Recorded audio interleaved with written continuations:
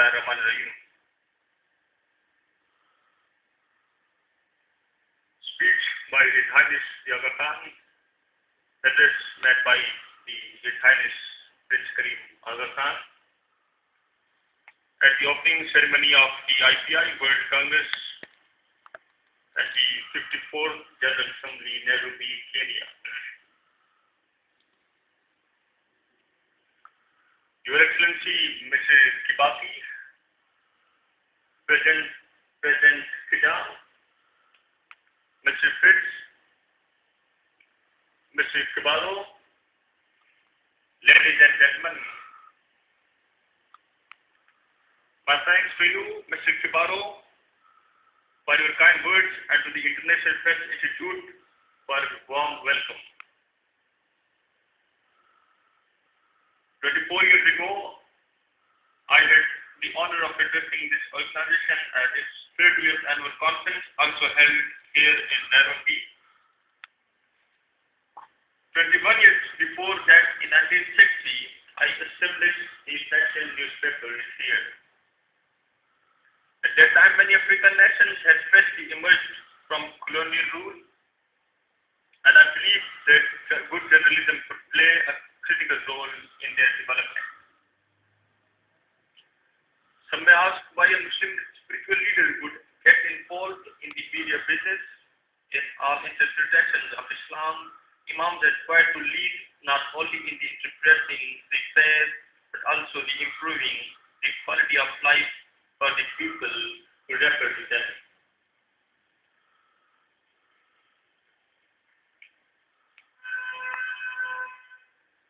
The theoretical premise is the foundation of the Aga Khan Development Network, which has long been serving the developing world without regard to ethnicity, gender, or race. My commitment to African media has been within this framework. Ladies and gentlemen, in the quarter century since I first addressed IPI 4, the state of governance and the state of media in Africa have shown encouraging progress.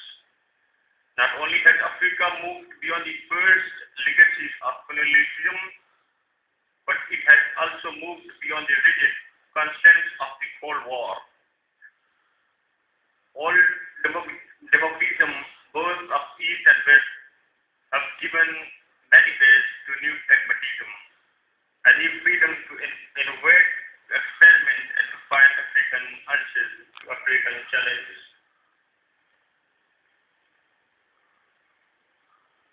Our challenge is not to find alternatives to democracy, but to find more and better ways to make democracy work. In responding to that challenge today, I would like to make 4 observations, 4 suggestions for addressing the democratic disappointments and advancing our democratic hopes. My comments involve, first, the need for greater flexibility in defining the path to democracy. Secondly, the need for greater diversity in the institutions which participate in democratic life. Thirdly, the need to expand the public capacity for democracy. And finally, the need to strengthen public integrity on which democracy rests. Let me say a few words about each. My first concern is that we must define the path to democracy more flexibly. We like to say that democracy involves a pluralistic approach to life. But too seldom do we take a pluralistic approach to democracy. Too often, we insist that democracy must follow a similar script, involving a similar path without recognizing that different circumstances may call for different constructs. The ultimate resources in any democracy must be the concept of popular sovereignty. But within that concept, there is a room for variations. One side needs not fit all and try to make one side fit on can be sad but failure. The world's most successful democracy has had wildly differing histories, each taking its own shape according to its own timetable. How is power best divided and balanced? The traditional authority, even monarchical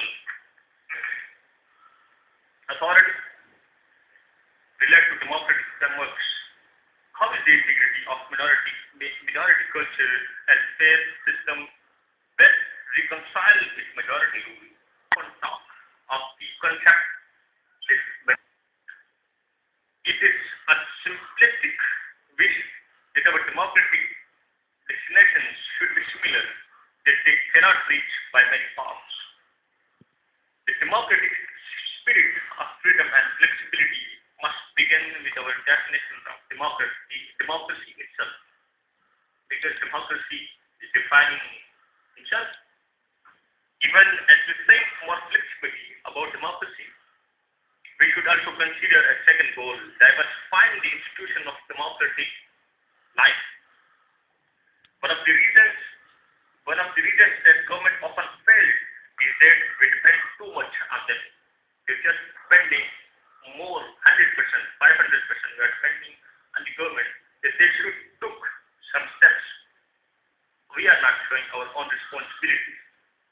We have these certain responsibilities on our shoulders. We have to fulfill that responsibility. Only government is not responsible to define democracy, to maintain democracy. We the citizens have this certain responsibility on our shoulders. There must be a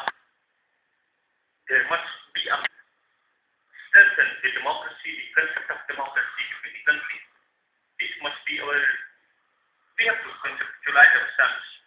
This is my very dominant German reason, that's why I'm minded for that fact.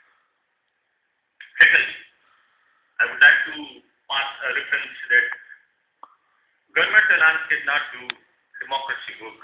The most successful democracies are those in which the government institutions of civil society, which I am especially I am convincing this civil society which is present in our country, they should come forward and they should took some initiatives to work the democracy. If they may play a critical role in order to make the democracy convenient. Civil society is powered by private voluntary energy, but it's committed to the public good. It is due to institution of education, health, science, and research. It embraces professional, commercial, labor, ethnic, and arts organizations, and other devoted religion, communication, and the environment. Sometimes in our preoccupation with government, we discount the impact of civil society, including potential of constructive NGOs, non-governmental organizations.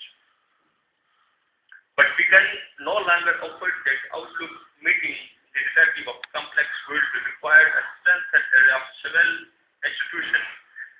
They steer social progress even when government falter, and because they are also inherently connected to the public.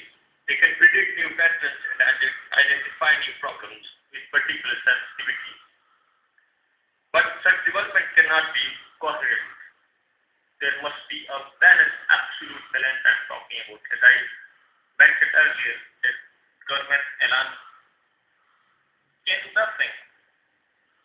And I made this. We have to come forward and we have to take a part to strengthen our democracy. These were my points. And thank you very much for listening so passionately and so curiosity.